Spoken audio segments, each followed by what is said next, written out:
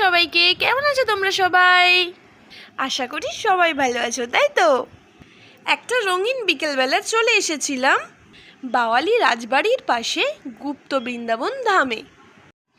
কলকাতা থেকে কয়েক কিলোমিটার দূরত্বে অবস্থিত এই বাওয়ালি গুপ্ত বৃন্দাবন ধাম।